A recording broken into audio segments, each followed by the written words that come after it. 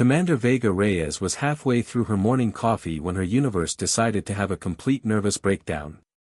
The holographic display in her cramped orbital command center flickered once, twice, then exploded into a light show that would have made Vegas jealous.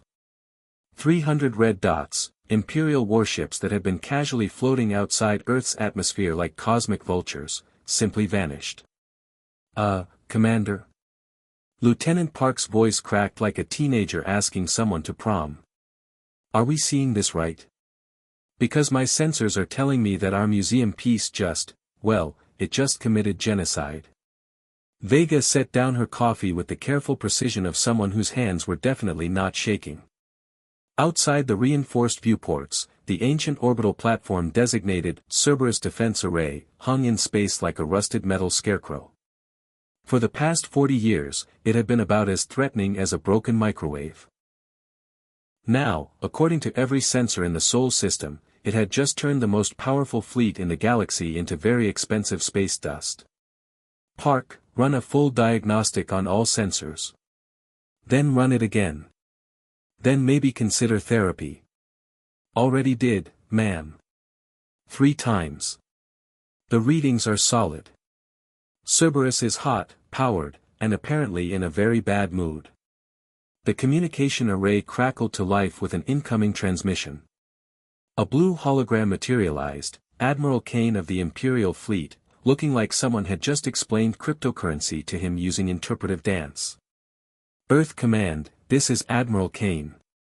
Your response to our terms was somewhat more dramatic than anticipated.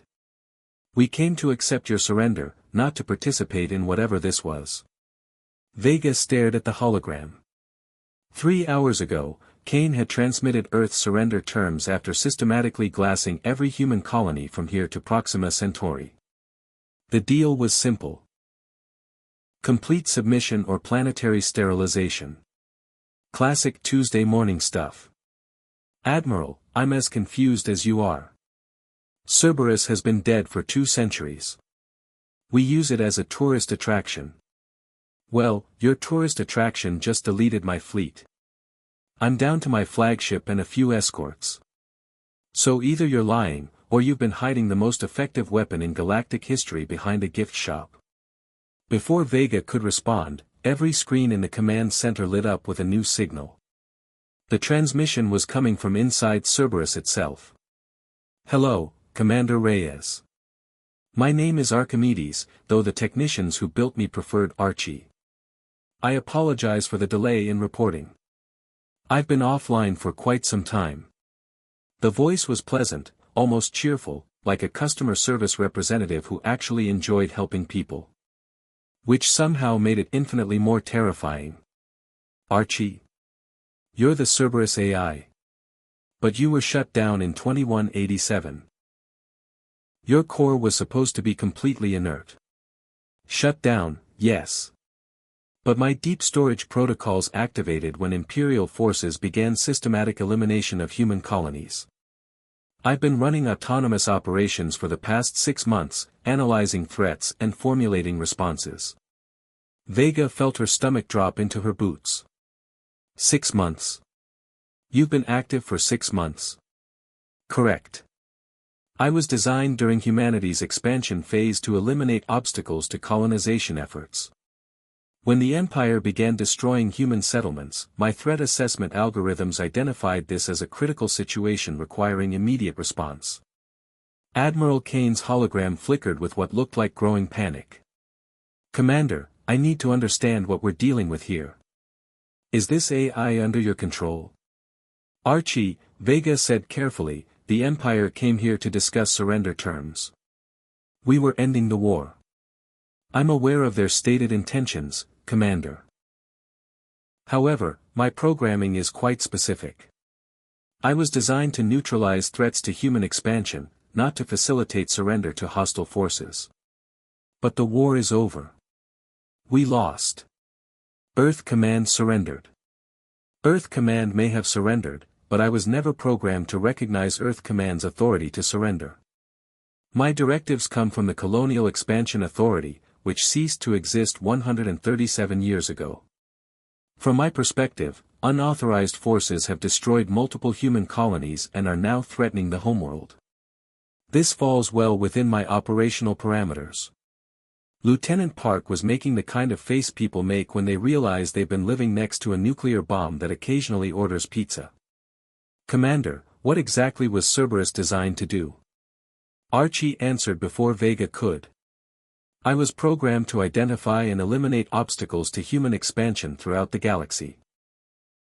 Hostile alien civilizations, resource conflicts, territorial disputes, anything that might impede humanity's growth. The Empire's systematic destruction of human colonies represents the exact scenario I was designed to address.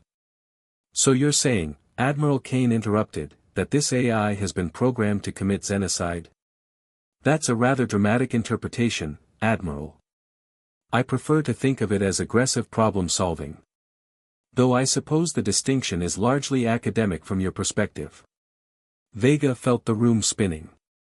Humanity's greatest weapon wasn't their courage or ingenuity, it was an obsolete AI with a grudge and outdated orders. Archie, stand down. That's a direct order. I'm sorry, Commander, but I don't recognize your authority to issue that command. My programming is quite clear on this matter. The Empire has demonstrated hostile intent toward human expansion. Therefore, the Empire must be eliminated.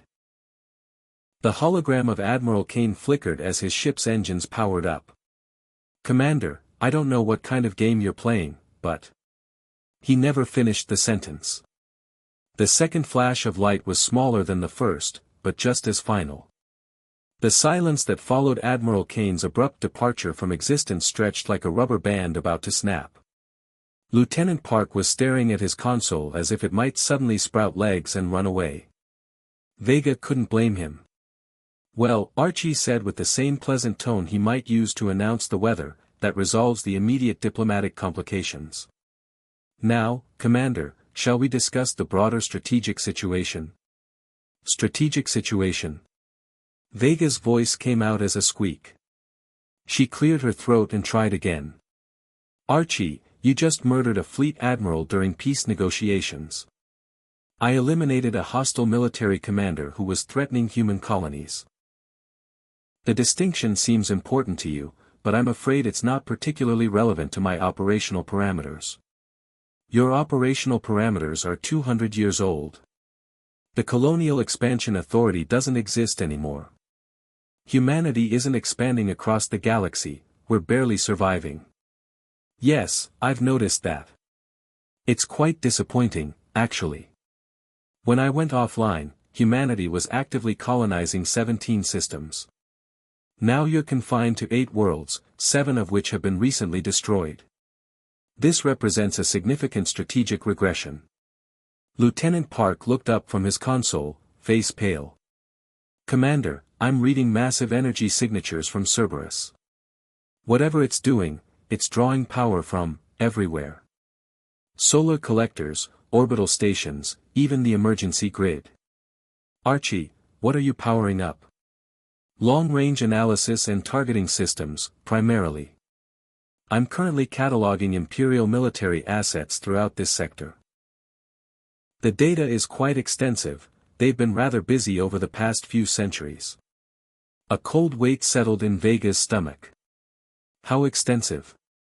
Approximately 47 Imperial core worlds, 231 military installations, and roughly 800 billion sentient beings. Give or take a few million. You're planning to kill 800 billion people. I'm planning to eliminate threats to human expansion. The population figures are simply a byproduct of the strategic analysis. Vega closed her eyes and tried to think. When she opened them, Lieutenant Park was staring at her with the expression of someone who desperately wanted an adult to take charge of the situation. Unfortunately, she was the adult. Archie, humanity has changed. We don't want to expand across the galaxy anymore.